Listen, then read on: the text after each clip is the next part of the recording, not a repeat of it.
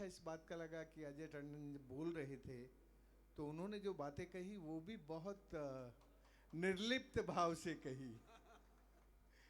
इसलिए मैं अजय टंडन को भी बधाई देना चाहता हूं कि उन्होंने कम से कम एक मंच पर, जैसा मंच का स्वरूप हो, उस स्वरूप को समझकर अपनी बातें रखी। ये एक अच्छा मौका है जब हम ये कह सकते हैं कि मुझे हमेशा 10-12 सालों से ये लग रहा था कि उत्तर प्रदेश में, मध्य प्रदेश में, बिहार में ये सब लोग एक साथ इकट्ठे होके क्यों नहीं अपने सवालों को अपनी दलगत राजनीति से ऊपर लेके जाते। क्योंकि मैंने देखा कर्नाटक में, महाराष्ट्र में वो लोग जब कोई मुद्दा होता है तो वो सब अपनी दलगत राजनीति को भूलकर एक साथ आ जाते हैं और अपने सवालों के समाधान ढूंढने लगते हैं। और कई बार उन्होंने मुझे बुलाया, महाराष्ट्र में तो सबसे ज़्यादा है। महाराष्ट्र में जब भी कोई ऐसा सवाल होता है तो सारी पार्टियां एक साथ आकर बातचीत करती हैं। तो पहले मैं सोचता था कि शायद हमारे जो ऊपर का नेतृत्व है वो शायद इन लोगों को अलाउ नहीं करता होगा कि तुम एक दूसरे के मंच पे ना जाओ। तो मैं चिंतन, मतलब मुझे थोड़ा भ्रम था, लेकिन प्रहलाद पटेल जी ने इस भ्रम को थोड़ा दूर किया। हो सकता है उनको कोई रिस्क न, भगवान करे, ना उठाना पड़े, हो सकता है उठाना भी पड़ जाए, मालूम नहीं, लेकिन उन्होंने चिंता किए बिना, उस सब की चिंता किए बिना उन्होंने जिस सहृदयता से और जिस बड़प्पन से सबको बुलाया, मैं एक बार फिर आपको बधाई देना चाहता हूं। और आपसे ज़्यादा इन सब को बधाई देना चाहता हूं कि इन सब ने भी जो आज की बातचीत है वो दलगत राजनीति से ऊपर का मुद्दा मानकर उसको समझने की ज़रूरत है। आज दो शब्द हैं, एक है जल साक्षरता और दूसरा है जल स्वच्छता। जल स्वच्छता पर पिछले 7 सालों से, और हमारी जो स्वच्छता है, इस स्वच्छता पर पिछले 7 सालों से आप बहुत कुछ सुन रहे हैं, बहुत कुछ कर रहे हैं। इसलिए मैं आज समय जरा मेरे लिए मर्यादित समय है, इसलिए मैं अपना समय उसमें नहीं लगाऊंगा। मैं समय लगाऊंगा जल साक्षरता में, जिससे हम लोग इस मंच से और हमारे साथियों से कहीं पहुंच सकें। अपनी बातचीत शुरू करने से पहले मैं जो दुनिया के हालात है वहाँ 2-3 मिनट में जल्दी से बताता हूँ। पिछले 7 वर्षों में मैंने इस दुनिया के 120 देशों की यात्रा की, और मैं यात्रा खुद करने नहीं गया। जब वहाँ के राष्ट्रपति ने या वहाँ के सरकार ने मुझे बुलाया तो मैं चला गया, उनको जाके जो कुछ मुझे बताना करना था मैंने किया। लेकिन उससे ज़्यादा इम्पोर्टेंट बात ये थी कि मेरे मन में एक एजेंडा था। मेरे मन में एजेंडा था कि अटल बिहारी वाजपेयी जी 2001 में बहुत ज़ोरों से कह रहे थे कि भारत के सुखाड़ और बाढ़ का समाधान, भारत को पानीदार बनाने का समाधान नदी जोड़ है। और मैं उसके विपरीत बहुत जोरों से बोल रहा था कि भारत में यदि नदी जुड़ेंगी तो भारत टूटेगा, क्योंकि भारत का संविधान पानी को 3 अधिकारों में बांटता है। पहला अधिकार हमारी भारत सरकार का होता है, जितनी भी नदियों के फ्लो हैं उन सब का डिसीजन हमारी भारत सरकार लेती है, और खासकर अब हमारे प्रहलाद जी का मंत्रालय लेता है। दूसरा हमारे राज्यों का अधिकार है, स्टेट राइट्स ऑन वाटर।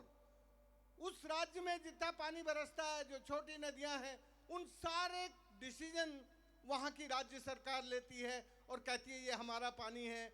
और ये बहुत डिपेंड करता है कि वहाँ का सीएम और वहाँ की गवर्नमेंट का अपने पानी के बारे में क्या विजन है, वो अपनी जनता को कैसे पानी पिलाना चाहता है। वो कोई मुख्यमंत्री आज के दिन भारत में ये कहने को तैयार नहीं है कि हमारे पास सरप्लस वाटर है और मैं अपना पानी मध्य प्रदेश को देने को तैयार हूँ और मैं मध्य प्रदेश का पानी लेकर अपने राज्य के पानी की ज़रूरत का समन्वय कर लूँगा। कोई तैयार नहीं। तमिलनाडु से लेकर महाराष्ट्र हो और मध्य प्रदेश, उत्तर प्रदेश का एक समझौता जरूर हुआ था मनमोहन सिंह जी के ज़माने में। उन्होंने कैसे, मुझे मालूम नहीं, दोनों को राजी करके बाबूलाल गौर को और मुलायम सिंह को ये आपका केन बेतवा लिंक का सिग्नेचर हो गया था और उस पर काम भी चालू है। लेकिन मैं जानता हूं कि भारत को नदी जोड़ के बजाय नदियों से समाज को जुड़ना चाहिए। जिस दिन भारत का समाज नदियों के साथ जुड़ेगा, उस दिन भारत की धरती पर सामुदायिक विकेंद्रित जल प्रबंधन का काम होगा। दोस्तों, मैं राजस्थान से आया हूं। ना केवल हिंदुस्तान में, दुनिया में सबसे कम पानी बरसने वाली जगह है और पॉपुलेशन डेंसिटी दमोह से कम नहीं है। जो डेंसिटी दमोह की है पॉपुलेशन की, वो हमारे अलवर की है, रिकॉर्ड में देख सकते हैं। लेकिन पानी आपसे आधा बरसता है। 80 के दशक में हमारा इलाका उजड़ गया था बेपानी होकर, और जो बूढ़े लोग वहां रहते थे उनको रतौंधी रोग था। रतौंधी रोग कुपोषण के कारण होता है। और उस जमाने में मैं भारत सरकार जब छोड़ के आया, तब मैं डॉक्टर था, तो मैंने इनका इलाज किया और ठीक हो गए। उनमें से एक बूढ़े आदमी ने मुझसे कहा, ओ राजेंद्र, तू कहीं करे छे? तो मैंने कहा, काका तू जाने को नहीं कहीं। बोला, तू जो कर रहा है ना, तू अपनी जिंदगी में कितने लोगों को ठीक कर देगा? तो मैंने कहा, मैं कहीं करूं? तो बोला, तू आदमी का इलाज करना बंद कर दे, अब किसी का इलाज मत करना। तो मैंने कहा, काका मैं जब तेरा इलाज कर रहा था, जब तूने ये शिक्षा मुझे नहीं दी, अब जब तू ठीक हो गया तब दूसरों का इलाज करने को मना कर रहा है। बोला, रे तब तो मुझे तेरे ऊपर यकीन नहीं था कि तू इतना बड़ा काम कर देगा, इतने लोगों को ठीक कर देगा बिना पैसे लिए। अब मुझे लग रहा है कि तू जब आदमियों को ठीक कर सकता है, तो तू धरती का इलाज करेगा तो धरती भी ठीक हो जाएगी, और जब धरती ठीक होगी तो सब ठीक हो जाएंगे। तो दोस्तों, मेरा जो गुरु है वो शिक्षा देने वाला नहीं है, वो विद्या देने वाला है। इसलिए मेरे अनपढ़ गुरु ने मुझे ऐसी विद्या दी कि मेरी 2 दिन में 2 डॉक्टरेट कंप्लीट हो गई। ये बात मैं क्यों सुना रहा हूं आपको? क्योंकि इस हाउस में बैठे हुए लोग ये समझ लें कि पानी का काम कोई रॉकेट साइंस का काम नहीं है, कोई इतनी गहरी टेक्निक और इंजीनियरिंग का काम नहीं है। जिस दिन हमारी आंखों में पानी आएगा अपनी धरती को पानीदार बनाने के लिए, उसी दिन सुबह से शाम तक हम पानी का काम करना सीख जाएंगे। हमारी आंखों में पहले पानी आना चाहिए। हमारी आंखों का पानी सूख गया है। तो ये जो जल साक्षरता है आज, ये हमारी आंखों में पानी पहले कैसे आए, ये समझने की जरूरत है। दोस्तों, मेरे अनपढ़ गुरु ने मुझे चमड़े का चरस, उसको मोट कहते हैं जिससे पानी निकालते हैं कुएं से, उस चरस में बैठा के 150 फीट गहरे जो सूखे कुएं थे उसमें पटक दिया और 5 मिनट बाद बाहर निकाला। पूछा, रे तने कहीं देखा कुएं में? मैंने कहा, काका ये कुएं में तो ऊपर से नीचे ताई सीधी सड़क है। यहाँ जो जियो हाइड्रो साइंस के लोग बैठे होंगे वो समझ सकते हैं कि कन्फाइंड वर्टिकल फ्रैक्चर्स को हमारी लोकल भाषा में सड़ कहते हैं। यहाँ दमोह में उसको झिर कहते हैं, दरार कहते हैं, जिस झिर से पानी ऊपर से नीचे आता है। तो जहाँ ऊपर से नीचे की तरफ झिर होती हैं, वहाँ धरती के नीचे पानी इकट्ठा रहता है और उस पानी को सूरज चोरी नहीं कर सकता। तो मेरी पहली 1 दिन की पढ़ाई थी कि सूरज की चोरी हम कैसे रोकें। राजस्थान में सूरज की नजर बहुत टेढ़ी होती है और वो रोजाना 1 सेंटीमीटर पानी तो सुबह से 24 घंटे में उड़ा लेता है। और हमारे पास पानी कितना बरसता है? कुल 26-27 सेंटीमीटर पूरे साल में। तो कभी कभी 26-27 सेंटीमीटर ज्यादा, कभी कभी 20 सेंटीमीटर और कभी कभी 12-14 सेंटीमीटर। तो 12 दिन से लेके हमारे पास 26 दिन तक का पानी होता है, यदि सूरज के ऊपर रहेगा तो, धरती के ऊपर रहेगा तो। इसलिए मुझे इंजीनियरिंग सिखाने से पहले जियो हाइड्रो साइंस पढ़ाई मेरे अनपढ़ गुरु ने। एक दिन में 25 कुएं दिखाए। 25 कुओं में जहां कन्फाइंड वर्टिकल फ्रैक्चर थे, वहां ऊपर उसके डैम बना देने से पानी नीचे चला जाता है और अंडरग्राउंड एक्यूफर से पानी भर के ऊपर आ जाता है। 2-3 साल में नदी बहने लगती है, सूखी मरी हुई नदी बहने लगती है। और जहां अनकन्फाइंड हॉरिजॉन्टल फ्रैक्चर थे, वहां स्ट्रीम के ऊपर चेक डैम बना देने से वो चेक डैम की जो फ्रैक्चर्स हैं उनमें पानी रुकता है और वो पानी फिर नीचे तक स्ट्रीम को पेरेनियल कर देता है। और जहां कन्फाइंड वर्टिकल फ्रैक्चर थे, कन्फाइंड का मतलब हॉरिजॉन्टल भी है और वर्टिकल भी है, वहां उन्होंने कहा कि रे वहां तो तू जोहड़ बना दे। जोहड़ बना देगा तो कुछ थोड़ा पानी भी चाहिए गाय भैंस बकरी को पूरे साल, और थोड़ा बहुत पानी नीचे भी जाएगा। इसलिए सबसे पहले धरती का पेट समझना और फिर धरती के ऊपर काम करना ये जरूरी है। हिंदुस्तान में मैकेले ने हमारी जो पानी की विद्या थी उसको हमसे छीन लिया, और हमारी जो पढ़ाई है, जो आधुनिक शिक्षा है, उसकी टेक्नोलॉजी और इंजीनियरिंग, ज्यादातर जो भी कुछ हमारे पास नेचर में उपलब्ध है उसको एक्सट्रैक्ट करना, उसको निकालना।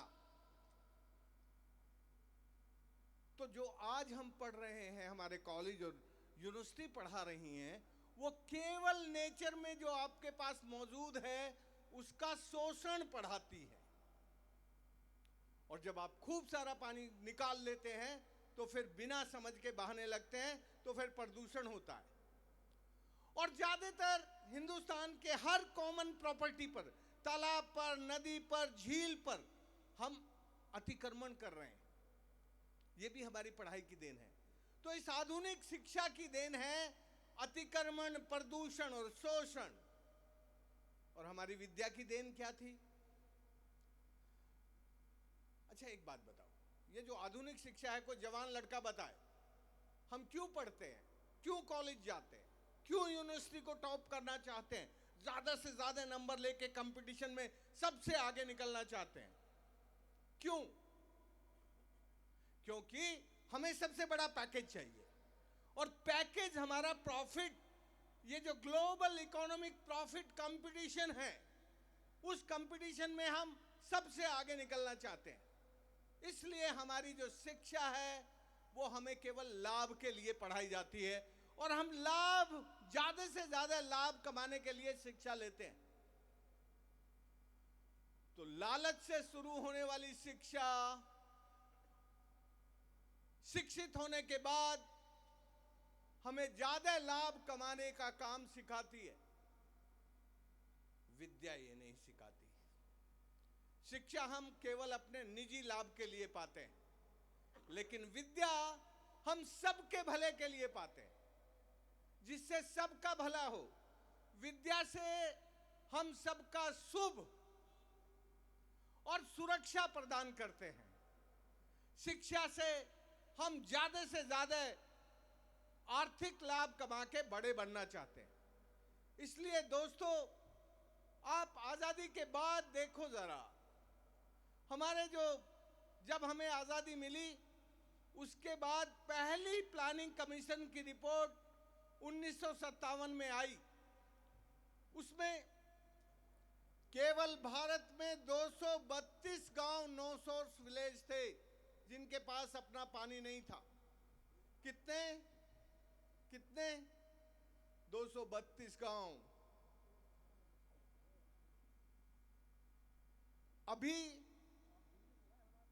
लाखों गांव, 1,80,000 गांव ऐसे हैं जिनके पास अपना पीने के लायक गांव में पानी नहीं है। मैं नहीं बोल रहा हूं ये बात, हमारा ग्रामीण विकास मंत्रालय का जो पेयजल विभाग है ये वो बोल रहा है, और मैं नाम ले सकता हूं, भरत लाल मीणा बोल रहे हैं। मैंने कहा था 2,56,000 हैं, उन्होंने कहा नहीं राजेंद्र भाई 2,56,000 नहीं है, 1,80,000 है। तो मैंने कहा 1,80,000 है। उन्होंने कहा हाँ। तो मैंने कहा चलो हम आपकी बात सही मान लेते हैं, क्योंकि आप ही हैं भाई हमारी सरकार के सरोपरी। तो कितने हुए? 32,000 से 1,80,000। तो इसका मतलब ये कि हमारे देश में बाढ़ और सुखाड़ दोनों बढ़ रही हैं। और ये बाढ़ और सुखाड़ प्राकृतिक नहीं है, ये मानव निर्मित है। और ये मानव निर्मित है हमारी आधुनिक शिक्षा के कारण। इसलिए मुझे इस मंच से ये कहते हुए बहुत खुशी है कि अब जल शक्ति मंत्रालय में एक ऐसे व्यक्ति मंत्री हैं जो पानी के काम को शुभ का काम मानते हैं, पुण्य कर्म मानते हैं। जो पानी को लाभ का काम नहीं मानते, पुण्य का काम मानते हैं, शुभ का काम मानते हैं। सबके लिए होना चाहिए, किसी एक के लिए नहीं। इसलिए मैंने जो विद्या पाई 2 दिन में, उस विद्या से पिछले 42 सालों में कुल 11,800 बांध, जोहड़ और चेकडैम बनाए, जिसके कारण 10,600 स्क्वायर किलोमीटर जमीन जो बेपानी थी वो पानीदार हो गई। 11,800 जल संरचनाओं से 2.5 लाख ट्यूबवेल रिचार्ज हुए। इन 2.5 लाख ट्यूबवेल के रिचार्ज होने से 17 लाख युवा लोग जो लाचार, बेकार और बेपानी होकर अपना गांव छोड़कर अहमदाबाद, सूरत, बंबई और दिल्ली मजदूरी करने निकल गए थे, वो अब वापस आकर अपनी जमीन पर खेती करने लगे। इस काम के परिणाम स्वरूप केवल लाभ नहीं, खेती भी हम अपने जीवन और जीविका के लिए करते हैं, लाभ के लिए करते हैं, पर केवल लाभ नहीं। हमने अपनी नदियों की, जब हमारी नदियां पेरेनियल हो गई तो उन नदियों की पार्लियामेंट बनाई, नदी संसद। और उस नदी संसद ने सबको पानी मिले, सदैव पानी मिले, उसकी जल सुरक्षा के कानून कायदे बनाए। हमारे इलाके में कैसी फसल बोनी जिससे सबको पानी मिल सके। जब पानी आता है तो कुछ बड़े लोग ज्यादा पानी निकाल के, नदी का पानी लूट के अपनी मन मर्जी की गन्ने और चावल की फसलें करने लगते हैं। हमारे यहाँ भी यही शुरू हो गया था जब बच्चे लोग वापस शहर से आए थे तो। लेकिन हमारी रिवर पार्लियामेंट ने बहुत सख्ती से फसल चक्र को वर्षा चक्र के साथ जोड़ने का काम किया, और उसको देखकर गन्ने पर और चावल पर संपूर्ण रूप से पाबंदी लगा दी। कोई भी एक भी खेत हमारे इलाके में गन्ने का और चावल का नहीं होगा। राजस्थान का अलवर और जयपुर का, और ये दौसा वाला, और थोड़ा सा हिस्सा सवाई माधोपुर और करौली की, ये जो पूरा एक इकोसिस्टम है, ये एरिया है। एक आधा गांव नहीं सर, 1200 गांव। ये कहानी को एक गांव की कहानी नहीं है। उसका परिणाम ये है कि जब हमारे यहां बारिश नहीं होती तो हमारी धरती के पेट में पानी होता है। 1980 में जो इलाका भारत सरकार के रिकॉर्ड में डार्क जोन लिखा था, भारत सरकार को अपने रिकॉर्ड बदल के अब उसको व्हाइट जोन लिखना पड़ा। डार्क जोन का मतलब समझते हो? डार्क जोन का मतलब ये होता है कि धरती के पेट में पानी नहीं है। व्हाइट जोन का मतलब ये होता है कि धरती के पेट में पानी है, लेकिन उतना ही है, यदि आपने रिचार्ज से ज्यादा डिस्चार्ज किया तो फिर आपका पानी खत्म हो जाएगा। तो रिचार्ज और डिस्चार्ज का संतुलन बना के रखने वाले एरिया को हम व्हाइट जोन कहते हैं। और जब धरती में बिल्कुल पानी नहीं रहता उसको हम क्रूशियल जोन कहते हैं। तो हमारा इलाका 80 के दशक में क्रूशियल जोन था। अब आप मुझसे पूछ सकते हैं टंडन साहब कि ये क्रूशियल जोन कैसे बन गया।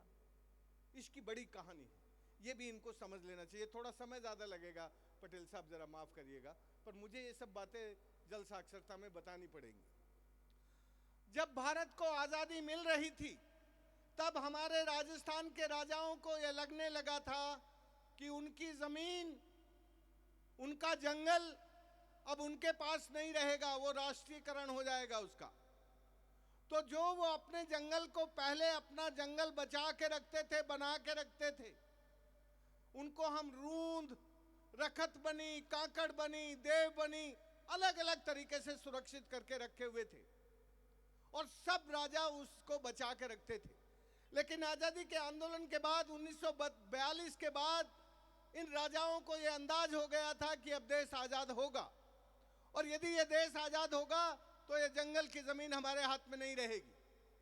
इसलिए उन्होंने उन जंगल का संरक्षण बंद कर दिया और किसी को भी काटने की आज़ादी दे दी। 30 वर्षों में 1942 से लेकर और 2000 तक ज्यादा ही हो गए।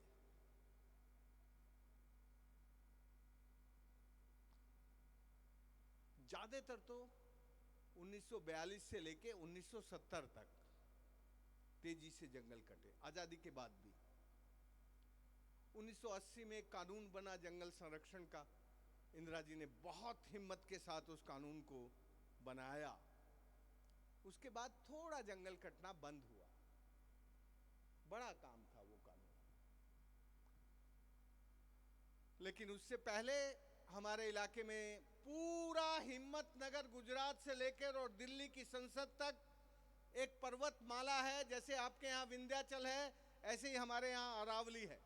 उसमें 28,000 खदानें मार्बल, डोलामाइट, ग्रेनाइट की सब चल रही थी। मैंने इन सब खानों को, जब पानी नहीं मिलने लगा तो इन सब खानों को बंद कराने के लिए सुप्रीम कोर्ट में केस किया। सुप्रीम कोर्ट में भी जजमेंट लेने में 3-4 साल लग गए। अक्टूबर 1991 में मुझे पहला फैसला मिला और चारों राज्यों की ये खदानें बंद हो गई, इल्लीगल चलती रही। लेकिन जब कमलनाथ जी इन्वायरमेंट मिनिस्टर थे, मैंने उनसे कहा भाई अब आप पर्यावरण के मंत्री हैं तो कुछ तो करो। तो उन्होंने एक अच्छा काम किया। 7 मई 1992 को एक नोटिफिकेशन किया, पूरी अरावली को इको सेंसिटिव डिक्लेयर कर दिया और उसमें माइनिंग बंद हो गई।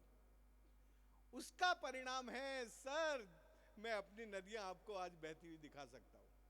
यदि वो माइनिंग होती रहती, यदि वो माइनिंग कंटिन्यू रहती तो हमारे इलाके में पानी नहीं मिलता। सबसे ज्यादा जब माइंस ट्यूबवेल से भी नीचे और बोरवेल से भी नीचे चली जाती हैं तो सारा पानी माइंस में चला जाता है और कुएं भी और ट्यूबवेल भी सब सूख जाते हैं। तो मैं जिस काम की बात आपको बता रहा हूं, जिसके कारण हमारी 12 नदियां पानीदार हुई, उसका कारण यह था कि अरावली को इको सेंसिटिव डिक्लेयर होने के बाद माइनिंग बंद हो गई और हम लोगों ने जो बांध, जोहड़ बनाए थे, उनका पानी अंडरग्राउंड एक्यूफर में डिपॉजिट हो गया, वाटर लेवल ऊपर आ गया और फिर धीरे धीरे नदी बहने लगी। देखो, तुम इतिहास तो जल्दी बदल सकते हो, लेकिन भूगोल को बदलने में समय लगता है।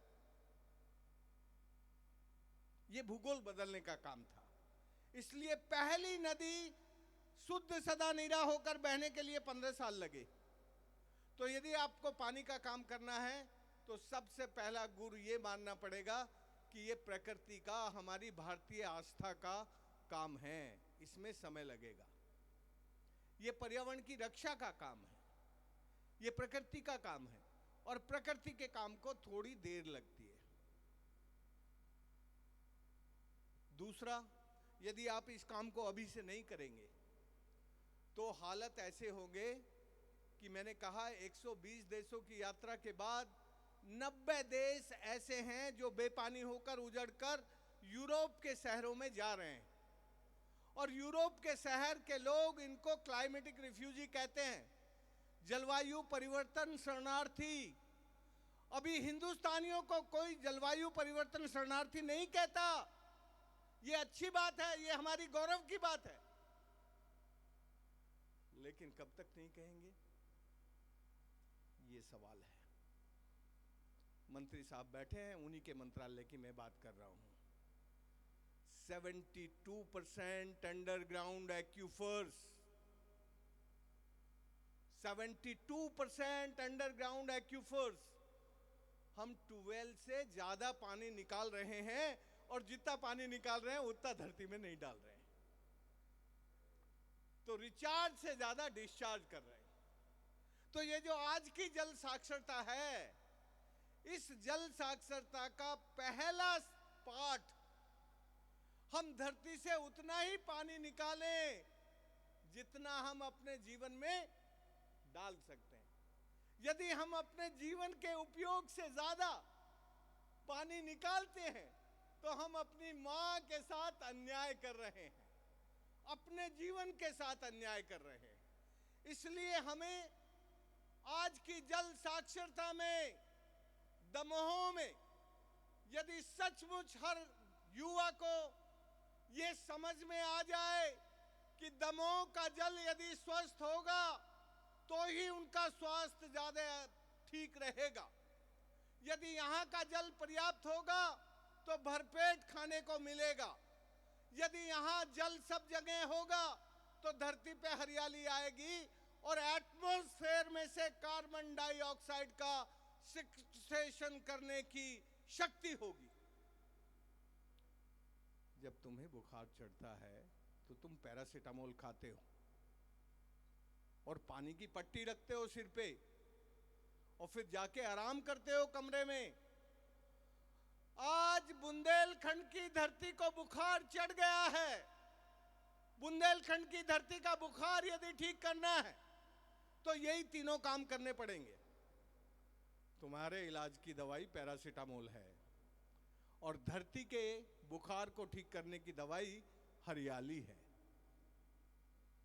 हरियाली बढ़ेगी, वो हरियाली खेती की हो, जंगल की हो, वो हरियाली बढ़ेगी तो उस हरियाली से जो ट्रांस एवोपरेशन होता है, छोटी छोटी पानी में से जो पत्तियों से पानी निकलता है ऊपर, वो ट्रांस एवोपरेशन ही माइक्रो क्लाउड्स बनाता है, छोटे बादल बनाता है, धुएं जैसे हल्के हल्के। और ये जो माइक्रो क्लाउड्स हैं, ये मैक्रो क्लाउड्स को बुलाते हैं।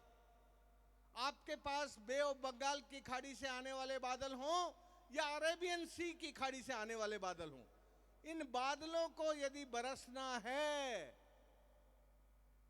तो आपके इलाके में आर्द्रता हरियाली के कारण होनी चाहिए। हरियाली होगी, बादल आएंगे। तुम्हारे जो छोटे बादल हैं तुम्हारे इलाके के, वो उन बड़े बादलों को बुला के बरसाएंगे, तब बारिश होगी। इसलिए दमोह की धरती का बुखार उतारने के लिए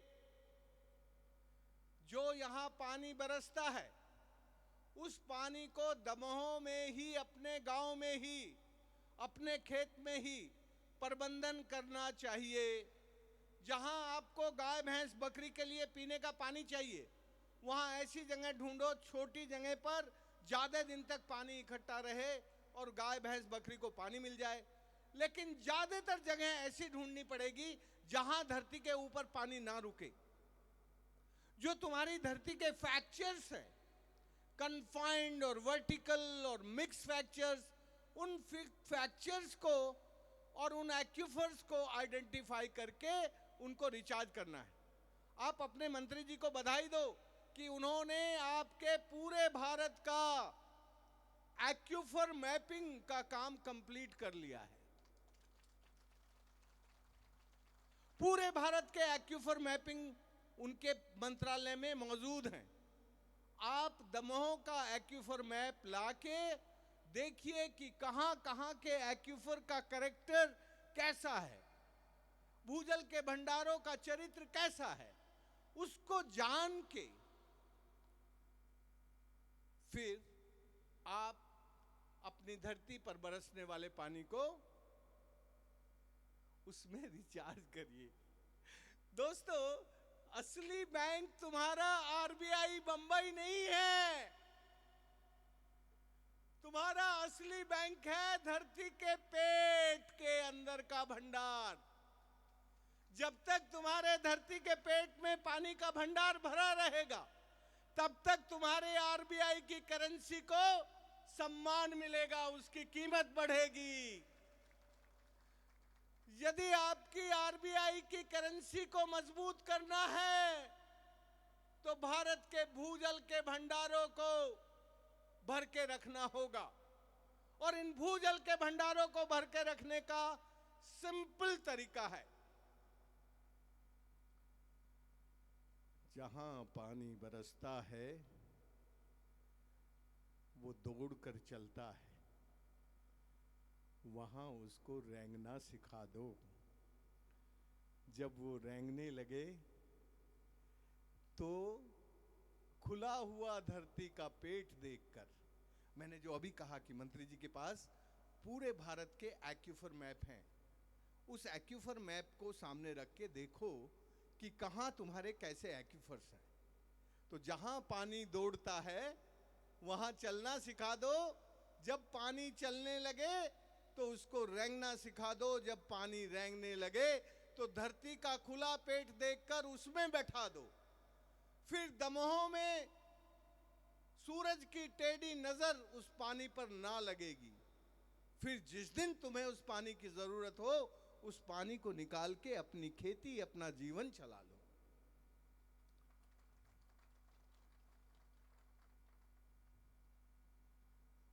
ये है एक अनुशासन, और जब हम इस अनुशासन की पालना करेंगे तब दमोह पानीदार बनेगा, मध्य प्रदेश पानीदार बनेगा और भारत पानीदार बनेगा। इसलिए हमें इंजीनियरिंग और तकनीक को साइंस के साथ इंटीग्रेट करने की जरूरत है। अभी तक हुआ ये कि इंजीनियर बनने वाले लोग कभी किसी साइंटिस्ट को बुला के उसके धरती को पेट को नहीं जानने की कोशिश करते। मैं अपने मंत्री जी से खास रिक्वेस्ट करना चाहता हूं कि वो अपनी इस रिजीम में भारत के अच्छे इंजीनियर्स को और भारत के भू वैज्ञानिकों को और मुझे भी बुला लेना। इनको एक साथ बैठकर जल का संरक्षण का विज्ञान समझाने की जरूरत है। सर, ये केवल इंजीनियरिंग से काम नहीं होगा। इंजीनियरिंग और तकनीक टेम्परेरी सॉल्यूशन देती हैं, वो अस्थायी समाधान होते हैं। हमें यदि स्थायी समाधान करना है तो फिर हमें जल की विद्या सीखनी पड़ेगी, और जल की विद्या तो धरती के अंदर है। धरती के ऊपर से तो सूरज चोरी करेगा ही। देखो, सूरज चोरी नहीं करेगा तो बादल बनेंगे नहीं, इसलिए सूरज को चोरी करने से रोकने नहीं रहे हम, लेकिन सूरज को ये कह रहे हैं कि यार तू दमोह से मत चोरी करे, वहां बंबई चला जा, वहां समुद्र के पास से चोरी करके ले आ बादल बना के। तो सूरज की लाल गर्मी हमेशा समुद्र के पानी को वाष्पीकरण करके, खारे पानी को मीठा करके आपके जीवन को चलाने के लिए बादल बनाते हैं।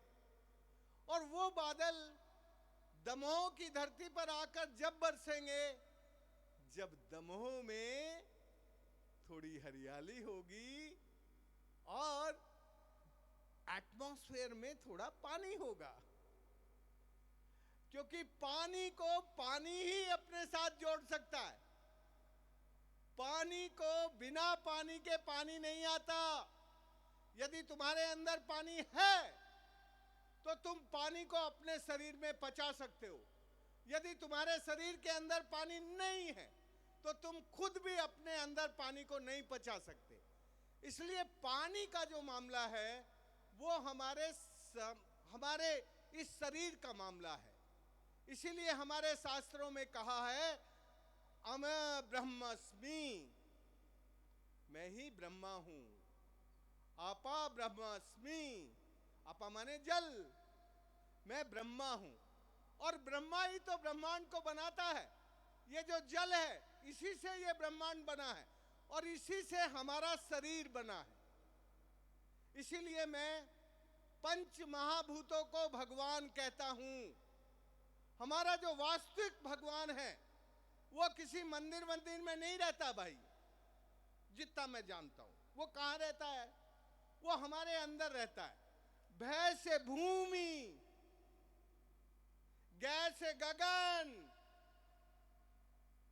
वै से वायु, आ से अग्नि और न से नीर। ये जो पंच महाभूत हैं यही हमारा असली भगवान है। इसी से हम बने हैं और इसी से ये पूरा ब्रह्मांड बना है। इसलिए यदि हम अपने इस भगवान को मान के, जान के सम्मान करेंगे तो फिर हमें भारतीय शास्त्रों का सिखाया हुआ एक सम्मान है। जरा इसको समझ लो, सुन लो। जब तक हम इस भगवान को जानते थे तब तक हम भारतीय लोग नीर नारी नदी को नारायण मानते थे। तो मेरी इस बातचीत के बीच आपको एक जोर से नारा लगाना है और हमारी भारत सरकार के मुखिया को ये बात वो जानते हैं पर फिर भी एक बार सुनानी है। मैं बोलूंगा नीर नारी नदी, आपको 5 बार बोलना है मुट्ठी भींच के, नारायण नारायण नारायण।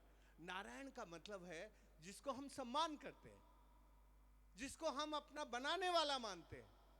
इसलिए नीर माने जल, नारी माने स्त्री, प्रकृति, धरती। नारी वो होती है जो दूसरे को जन्म देती है, जो जननी है, जो निर्माता है। और नदी, इस दुनिया की कोई सभ्यता ऐसी नहीं है जो नदियों के किनारे ना हुई हो। इसलिए नदियां जो हैं वो हमारी spiritual, cultural, civilisational, financial, all type of the flow. ये खेती नदियों के बिना नहीं हो सकती। तो हमारे जीवन की, जीविका की और जमीन की जो आधार हैं वो नदियां हैं। इसलिए इन तीनों को हम नारायण मानते हैं। समझ में आया? मेरे साथ जोर से एक बार नारा लगाएंगे, नीर नारी नदी। ये सामने वालों को क्या बीमारी है भाई? तुम क्यों नहीं बोल रहे? मेरी नजरें ना 2000-5000 विद्यार्थी मेरे सामने बैठे हों पर मेरी नजर से बचता नहीं है कोई। तुम लोगों ने नहीं बोला और मैं जब तक नहीं मानूंगा जब तक एक एक आदमी नहीं बोलेगा नीर नारी नदी। बहुत बढ़िया, शाबाश। अब हमारे मंत्री जी जो हैं अपनी सरकार को कहेंगे कि भैया नीर का, नारी का, नदी का जो भारतीय सम्मान है उस सम्मान को यदि हम वापस नहीं लाएंगे तो हम ग्लोबल टीचर नहीं बन सकते। यदि हम दुनिया के शिक्षक बनना चाहते हैं, यदि हम दुनिया को सिखाने के लायक बनना चाहते हैं तो हमें हमारी जो भारतीय आस्था है और जो हमारे पर्यावरण रक्षा के संस्कार हैं, जो हमारे पर्यावरण संरक्षण के जीवन पद्धति में संकल्प हैं, वो ही हमें दुनिया का टीचर बना सकते हैं। इसलिए भारत में पानी के बारे में 6 R हैं। पहला है रेस्पेक्ट ऑफ वाटर। तुम्हारे घर कोई भी मेहमान आता है तो किससे उसका सम्मान करते हो? किससे? जोर से बोलो। पानी से। तो रेस्पेक्ट ऑफ वाटर वो हमारी लाइफ का एक इंपॉर्टेंट पार्ट है। दूसरा, जो हमारे पुरखे वो पानी को बहुत अनुशासित होकर उपयोग करते थे। पानी का हिसाब किताब रखने वाला, पानी का जो ऑडिटर था ना, वो कोई आदमी नहीं था। पानी का ऑडिटर वही भगवान था, जिस भगवान के बारे में मैं अभी बोल रहा था, जो सबको जानता पहचानता था। तो मैं तुम्हें अपनी बीती एक घटना बताता हूं। दोस्तों, मैं मुश्किल से कोई 10 या 11.5 साल का हूँगा। एक दिन मेरे घर पे, मैं रोज हमारा घर का बहुत बड़ा सा आंगन था, उसमें खेलते थे गेंद से। एक दिन मेरा दोस्त नहीं आया, उसका नाम था सुखपाल। मैंने अपने दादा से कहा, दादा सुखपाल खेलने नहीं आया, अब मैं क्या करूं? तो उन्होंने कहा कोई बात नहीं, मैं खेलूंगा तेरे साथ। तो दादा तो क्या खेलना था, उनकी उम्र बहुत थी। तो दादा की जो खाट थी, उस खाट के साथ एक पानी की तिपाई होती है, उस पर मिट्टी की पानी की मटकी होती है। तो जहां मेरे दादा की खाट जाती थी, वो बैठते थे, उसके साथ साथ वो तिपाई भी जाती थी, पानी की मटकी पानी से भरी हुई। अच्छा, उस जमाने में मुझे पानी की इंपॉर्टेंस वैसे मालूम नहीं थी जितनी अब है। तो मैं खेलने लगा और गलती से वो गेंद दादा की मटकी में लग गई और मटकी लुढ़क के फूट गई।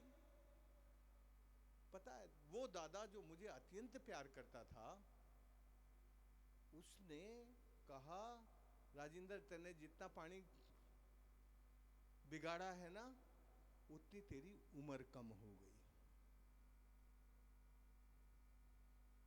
अच्छा, उस जमाने में मुझे इस बात का मतलब मालूम नहीं था कि मेरी उम्र कैसे कम हो गई। लेकिन अब मुझे समझ में आता है कि हिंदुस्तान के लोग पानी को बहुत मर्यादित होकर उपयोग करते थे। जो हमारे शिक्षित समाज में वो शिक्षा, वो समझ नहीं बची है। ये जो पढ़े लिखे लोग हैं ना, जहां ज्यादा पढ़े लिखे लोग रहते हैं, वो ज्यादा पानी बिगाड़ते हैं। हमारे देश की राजधानी का नाम है दिल्ली। दिल्ली में बहने वाली नदी का नाम है यमुना। हिंदुस्तान की सबसे मैला ढोने वाली बदबूदार नदी का नाम है दिल्ली में यमुना। इस देश की आर्थिक राजधानी है मुंबई। मुंबई में 5 नदियां थी, मीठी, दहीसर, उसावरा, पोसावरा। ये सारी की सारी नदियां नाले बन गई। सरकारी रिकॉर्ड में 15 साल पहले इन नदियों को नाले लिख दिया गया।